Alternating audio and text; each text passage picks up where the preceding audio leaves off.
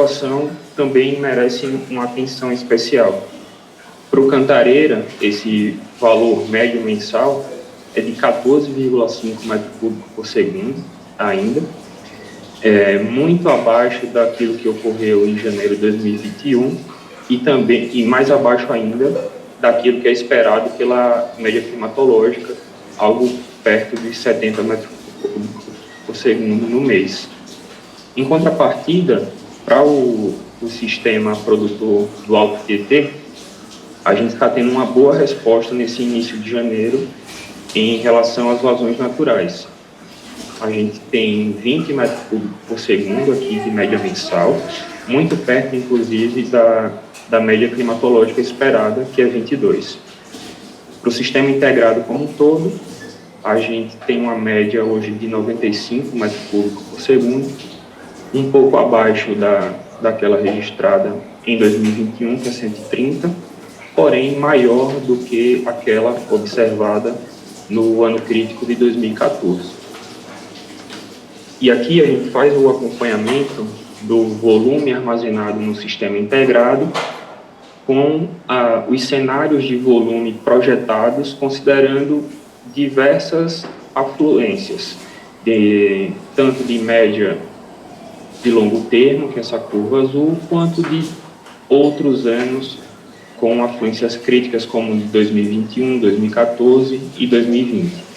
O que a gente observa agora no mês de janeiro foi, desde o início do mês, uma tendência de subida desse volume, acompanhando, nesse momento, a curva que considera uma afluência em 70% na média do longo termo. No entanto, nos últimos 3 dias, com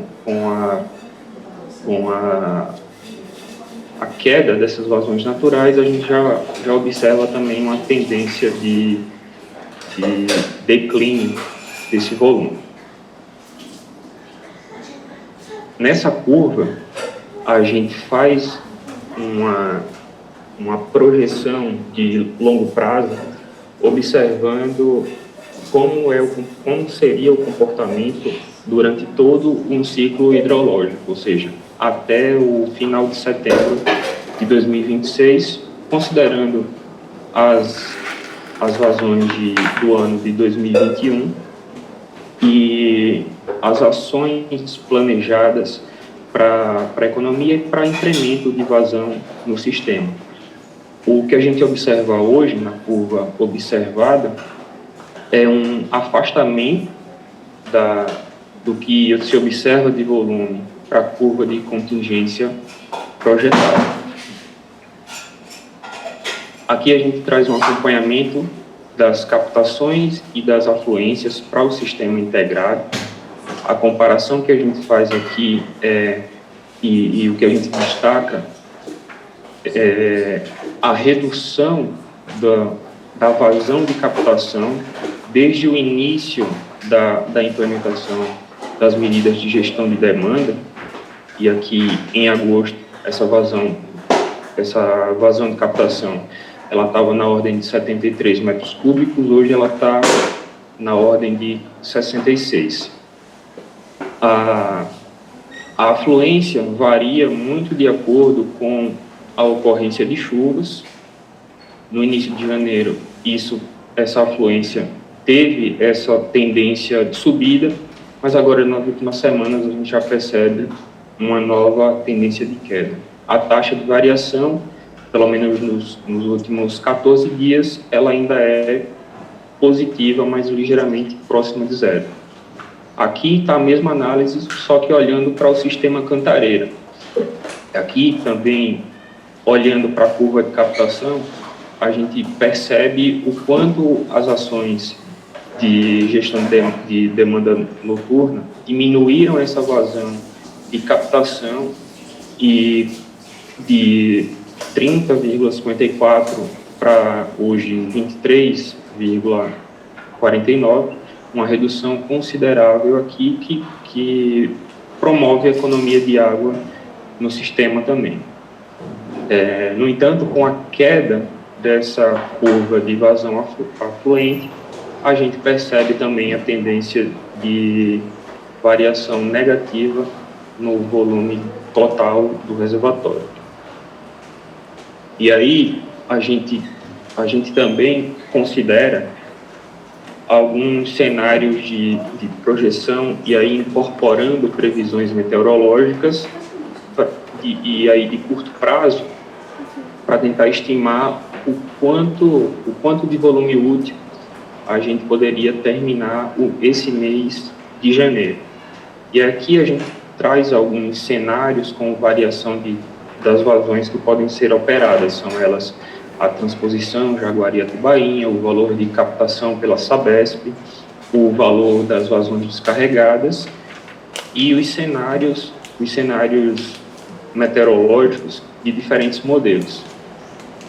E o resumo aqui é que, independente do cenário, considerando a previsão de chuvas e a transformação disso em vazão natural, que está prevista pelos modelos meteorológicos considerados aqui, a gente passa o mês de janeiro ainda acima dos 20% no volume total.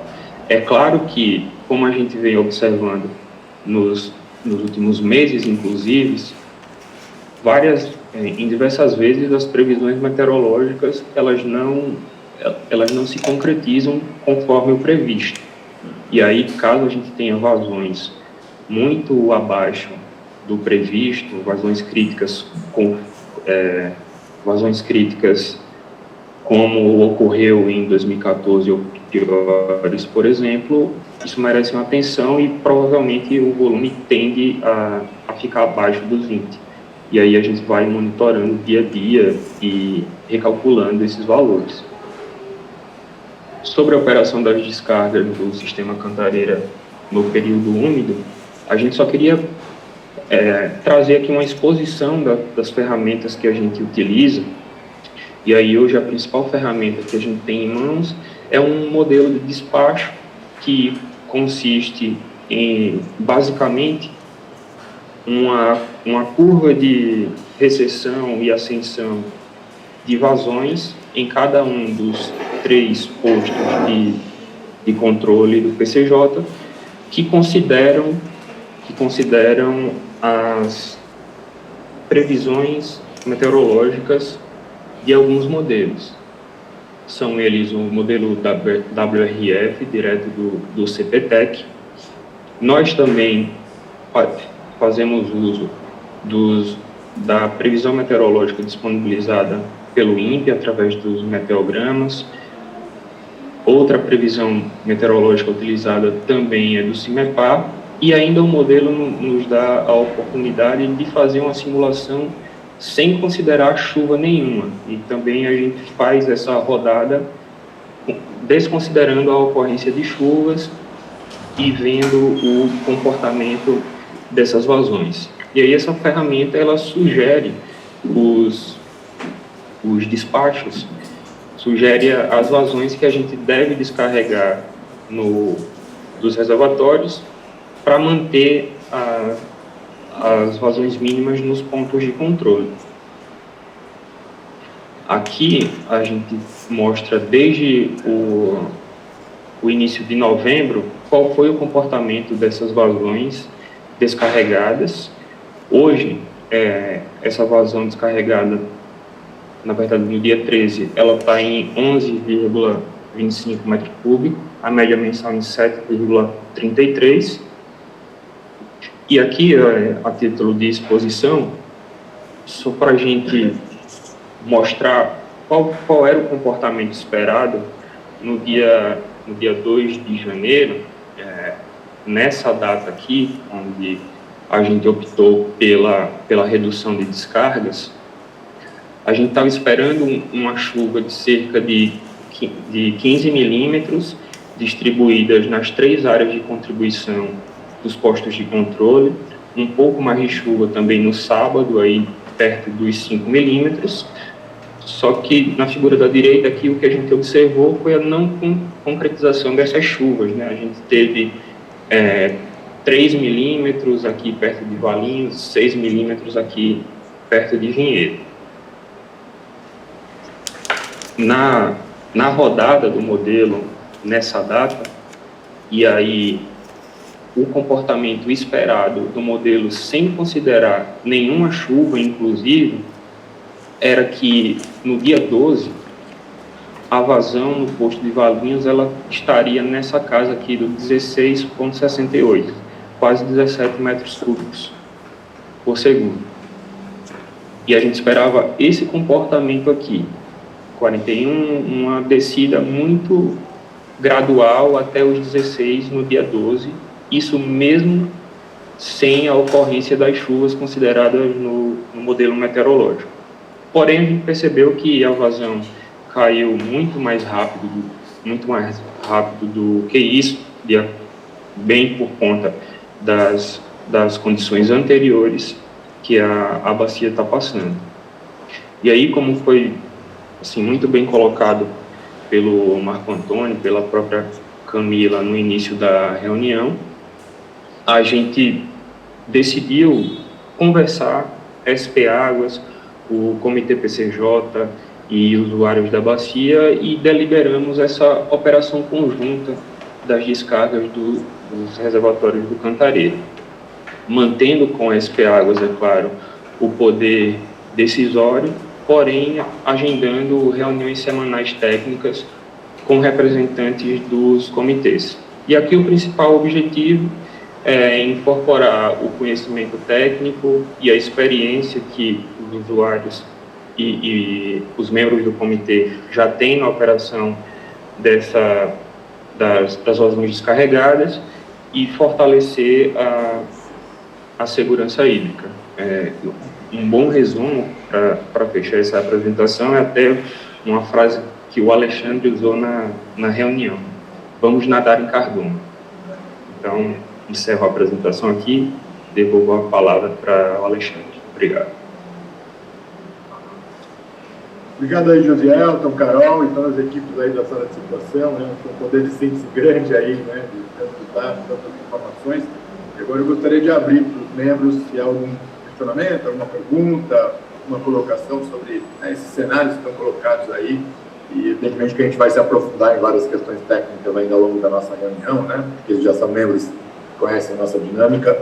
Mas só para essa apresentação inicial, consulto se há alguma colocação.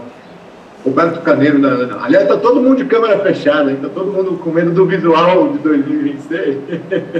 Roberto, por favor, fique à vontade. Não, só para registrar, né, que a Ana também acompanha, né, no período úmido, quer dizer, durante o processo de negociação da resolução de operação, isso ficou delegado, né, para a SP Águas, mas é uma resolução conjunta, ou seja, a Ana também tem responsabilidade nisso, a gente tem acompanhado, e destacar, né, que mesmo na vazão média de 15 dias, que seria uma operação um pouco mais flexível, mais elástica para o sistema, a gente já está meio que se aproximando, né, dos 11, né, do período, quer dizer, realmente a gente está mantendo realmente, assim, a torneirinha bem no limite ali, né, por isso é importante que realmente a SP Águas chame, né, o pessoal aí da CTMH para fazer esse ajuste, né, bem fino e bem complexo, né, porque você abrir uma comporta em Piracaia para resolver o problema de Campinas não é uma coisa trivial, né, eu acho que não precisa nem falar em água, né? Se você tivesse que sair de carro de Piracaia para ir para Campinas, já seria complicado, né? Talvez alguém de helicóptero aí resolve mais rápido. Mas, então, destacar isso, né? Para o conjunto aí do pessoal que talvez não viva essa operação dia a dia, saber que essas regras, né, foram discutidas, foram apresentadas, a flexibilização da média de 15 dias foi uma proposta do DAE à época, né? Mas foi mantida essa questão da vazão média diária ficar no limite de 10. Então, a gente tem um range, né, uma faixa muito estreita para trabalhar, né? Quando você pensa numa média de 15 dias de 11 e um limite de 10, quer dizer que para acertar ali, você está muita precisão, né? Como diria o Paulo Diniz do MS, quando a gente tem reunião do aparelho do sul, ele fala, não dá para medir essas coisas com pipeta, né? Levando aí para um lado meio laboratorial, né? Muito difícil a gente ficar trabalhando aí nas casas decimais e tal, para que isso aconteça. O rio não é um duto, não é um cano, né? Não é um elemento aí que a gente consiga controlar, né? Mas a Ana está acompanhando, a área da fiscalização também está acompanhando. Caso haja alguma ocorrência, né, com algum usuário, passa um e-mail aqui para a Ana, para a área de fiscalização, né? A Sanasa tem mantido também a Ana ciente dessa situação, tá? Para que a gente também possa estar colaborando aí com a SP Águas e com a CTMH nesse período, tá bom? Era só isso. Obrigado, Cristiano. Obrigado, Roberto. Na sequência, Camila, por favor. Alexandre, na verdade queria agradecer o Roberto aqui pela participação, acho que a gente ainda não nos conhecia, a gente tem aí agradecendo a sua figura, Roberto, Joaquim, que tem sido uma pessoa com um diálogo muito aberto e muito próximo aqui conosco, enfim, inclusive do ponto de vista das projeções, e eu acho que ressaltar um ponto que você falou, que eu acho cirúrgico, não é operar um cano, né? Operar o rio não é operar um reator, Nelson fala muito isso. Então, realmente encontrar esse ajuste fino, que a gente consiga otimizar ao máximo, preservar o reservatório, sem, de forma alguma, levar a uma quebra de regra, uma flexibilização que seja, fazendo a manutenção das vazões nos pontos de controle, eu acho que esse é o grande desafio, independente do período que a gente está vivendo, e uma grande responsabilidade. Eu acho que essa é a mensagem, temos o dever de fazer isso, né? Sim, temos esse dever. Então, tudo que foi feito até hoje é buscando esse ponto ótimo. Então, reforço aqui a mensagem, né? Acho que a mensagem que, inclusive, o José Elton trouxe, da importância dessa operação, contar com esse diálogo, com essa conversa conjunta, porque, de fato, o conhecimento da calha, ele está aí, e é isso que é quase determinante aqui em tudo que a gente faz. Então, é só essa mensagem que eu queria agradecer mais uma vez aí a parceria da Ana. Obrigada. Obrigado, Camila. Consulte-se mais um inscrito para essa início de reunião. Então, e aí, só para complementar, o Roberto disse que viajar de carro, né? De fato, esse é um dos grandes desafios, porque esse posto de Varinhos está mais ou menos a 100 quilômetros do pé da barragem, né? E, como todos têm falado, é um rio, né? Não é um tubo, ou seja, é um rio com operação de PCH, com transposição, com captação, com infiltração, com evaporação, enfim, com todos os elementos e externalidades.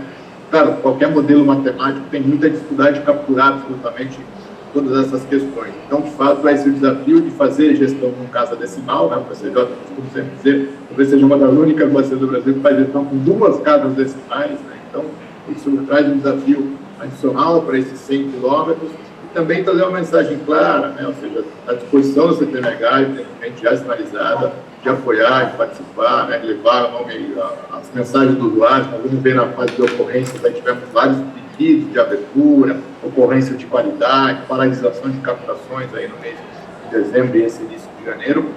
E dizer também, né, claramente, tem vários usuários aqui da calha do Rio Piracicaba, a gente, né, não pode esquecer que essas metas de vazão, embora evidentemente tem um olhar para atender as demandas do Atibaia e Jaguari, mas lembrar que eles são os formadores do Piracicaba, né? Ou seja, para o Piracicaba poder existir, e naturalmente tem as suas afluentes naturais, alguns ribeirões que chegam, mas evidentemente que essas metas no Poço de Valinhos, naturalmente o Jaguari, também tem um papel fundamental para as questões quali-quantitativas no Rio Piracicaba, né? Ou seja, são Atibaia e Jaguari, o que eu estou dizendo, eles largam no oceano num grande rio, são eles que formam o Rio Piracicaba. Então, acho que também tem um olhar bastante importante em relação a isso.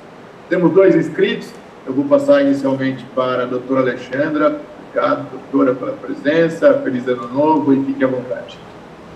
Bom dia, me escutam? Perfeitamente. Bom dia a todos, começando o ano já com diversos desafios. Essa questão, eu acho que dessa calibração, dessas descargas, eu acho que mais do que nunca, novamente, nós vamos colocar à prova, assim como esses instrumentos que nós temos construído ao longo dessa década.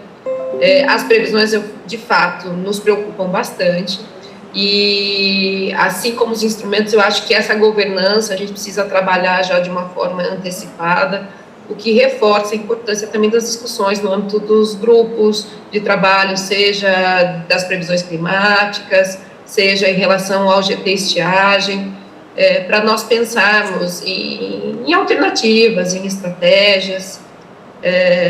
Tive a oportunidade de conversar um pouco com a Camila na semana passada e compartilhar um pouco de algumas sugestões que nós temos trabalhado em relação à questão do fortalecimento do monitoramento online, da questão do SIDEC-R, que são contratos que a gente já tem na bacia hoje, em andamento, e que talvez a gente tenha que acelerar, né, dar agilidade para nos dar essas respostas que às vezes a gente precisa.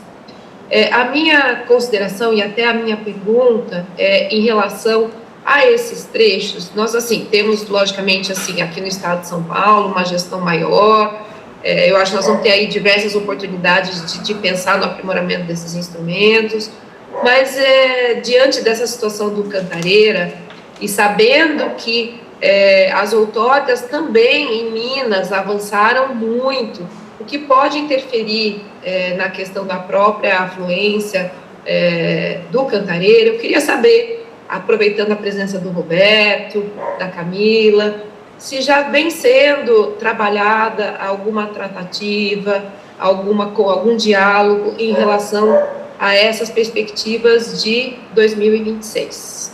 Obrigada, Alexandre. Obrigada, doutora. Bom, fique à vontade, Roberto, Camila. Camila tem a preferência aí pela... Vou falar igual a Alexandra, pela ordem alfabética, né? Mas, brincadeiras à parte, Alexandre, eu acho que você tem, e eu agradeço aqui publicamente a conversa e todos os pontos que você levantou e digo que a gente está levantando para avançar, né? Seja no SIDEC-R, que ainda não está aqui, isso é extremamente importante, porque, como falou, cada gota importa. Então, se a gente conseguir refinar da melhor forma possível o nosso monitoramento, tomaremos decisões melhores, né? E veremos onde a gente pode ter economia de água, onde eu tenho uma vazão outorgada acima do que é de fato necessário, ou não, né? Então, eu acho que aumentar essa base de dados é um dos pontos fundamentais. Então, a sua sugestão, que eu sei que não é de hoje, né? A gente até fez o contato com o pessoal da bacia também para avançar nesse aspecto, e eu espero em breve ter boas notícias quanto a isso, inclusive em relação aos pontos. E aí eu passo para o Roberto em relação a essa articulação com os demais órgãos gestores, mas isso é algo que está na mesa para a gente conversar, não só com Minas, tá? Mas também com o Rio de Janeiro, considerando a situação do Paraíba do Sul. Então, é um diálogo que, evidentemente, quem lidera é a Ana, né? E aí toda a minha deferência aqui ao Roberto, mas que a gente está muito disposto a participar e considerando não só os impactos aí das outorgas, né, em Minas, mas também um olhar de preocupação para o Paraíba do Sul, que a gente sabe o quanto que a transposição é importante, é uma bacia que está atravessando um período também difícil do ponto de vista pluviométrico, e que a gente não pode, né, é um olho no peixe, outro no gato, né, brincando, mas é uma água muito importante para cá. Então, enfim, e aí, de novo, agradecendo ao Joaquim por liderar essas conversas, inclusive no GAOPS, que a gente tem assento e tem acompanhado de uma forma muito próxima para garantir que esses diálogos aconteçam. Isso. Ok. Doutora Alexandra, eu vou pedir, por favor, então, o doutor Joaquim está assim, ele está stand-by para participar da reunião, a gente aguarda ele entrar, ele dá os detalhes mais com conhecimento mais aprofundado, né? Sou um representante aqui da ANA, né? A gente está só colaborando, tá bom? Assim que os demais participantes também tiverem a palavra, a gente volta nesse tema, já com a presença, ou pelo menos com uma posição mais oficial, assim, do doutor Joaquim. Pode ser? Obrigada, Roberto. Deixa eu até aproveitar, desculpa atropelar um pouquinho, que é um tema que eu acho que é importante, talvez a gente discutir, e que a gente já experimentou em 2014 e 2015, é a questão da discussão que hoje vocês já têm em algumas bacias, que é em relação aos termos de alocação de água. Vocês têm previsão também de avançar em relação à construção desses instrumentos aqui no estado de São Paulo? Como é que tem sido essa discussão? Eu não sei se seria daí com o senhor ou com o próprio Joaquim, mas eu acho que tem um pouco também a ver com esse cenário que a gente está construindo e pensando, né, em alternativas, né? Já a respeito assim, de outorga, alocação de água, aí seria com o Marco Neves, né, o doutor Marco Neves, ou com o Patrick, né? Eu acho que não tem ninguém aqui da área de regulação na reunião, mas também a gente pode estar discutindo esse assunto, talvez numa outra oportunidade, não sei, até pela agenda da reunião, né? Talvez na próxima reunião a gente pode estar chamando o Patrick para ele trazer essa visão da regulação, nessa questão. Pode ser assim, Cristiano? Tá? Mas acho que o doutor Joaquim também não vai ter muito elemento assim, para trazer, porque não é a operação, né? A nossa área aqui de operação. Talvez a gente combine isso, a gente passe isso para o Marco Neves e para o Patrick, e eles possam trazer uma palavra aqui para o Comitê PCJ e também para o Estado de São Paulo, né, nessa questão, qual é a estratégia hoje da ANA em relação a termos de alocação, outorgas, não tem um nome aqui de cabeça, mas outorgas conjuntas, outorgas, tem um nome mais específico, eles podem estar trazendo isso com mais detalhe, tá bom?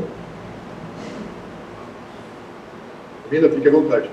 Desculpa, atravessando, mas é muito rápido, doutora Alexandra. A gente está trabalhando, ele falando especificamente dos rios estaduais, né? A gente está trabalhando com essa possibilidade de alocação negociada na revisão agora e na consulta da deliberação geral de outorgas, né? Que está na agenda regulatória, tem por objetivo fazer uma consolidação de todos os instrumentos normativos do DAE, e aí agora como uma deliberação única e com padronização, revisão, uma série de pontos, e o objetivo da reunião eu sei que não é esse, mas só para não deixar sem resposta, a alocação negociada é um dos pontos que a gente tem considerado e muito inspirado na experiência da ANA, inclusive. Temos, né, a Ana Paula, a diretora, tem conversado bastante com o Marcos Neves sobre isso, para ver como a gente pode trazer essa experiência já agora para uma minuta, para um piloto, aí que a gente deve abrir consulta pública em breve, tá bom? Obrigada.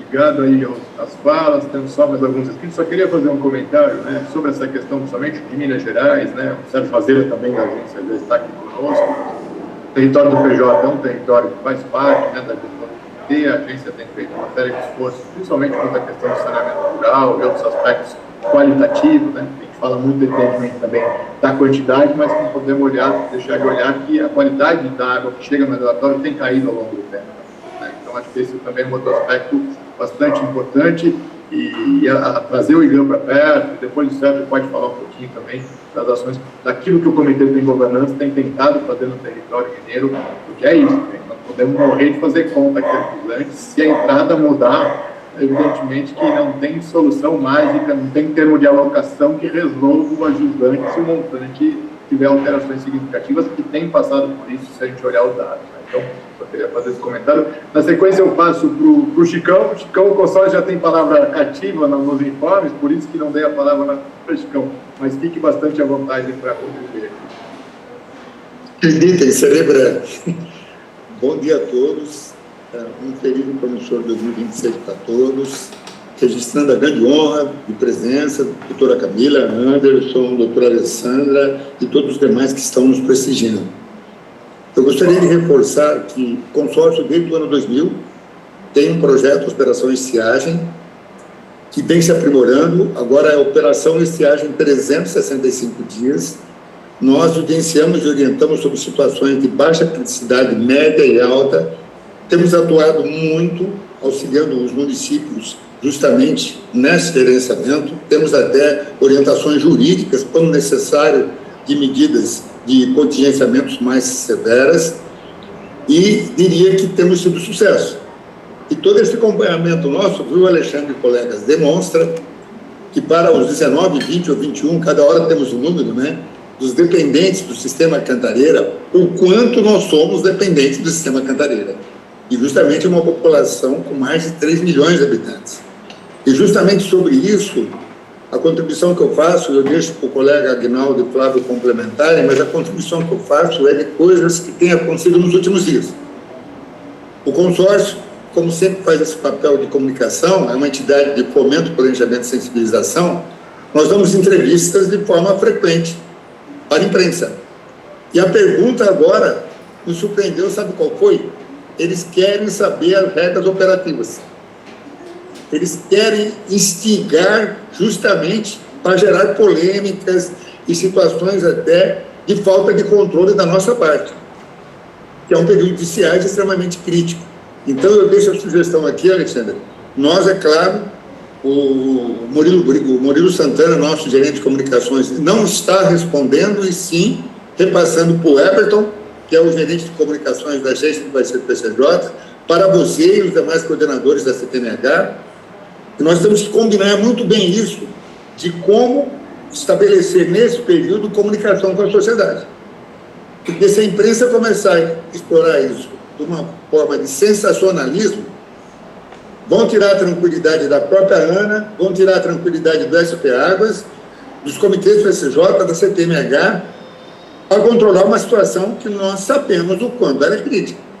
Então, deixo para o Agnaldo e para o Flávio complementarem, mas estamos fazendo a lição de casa, gostaríamos de ser orientados pelos organismos gestores e pelos comitês do PCJ, nos nossos procedimentos.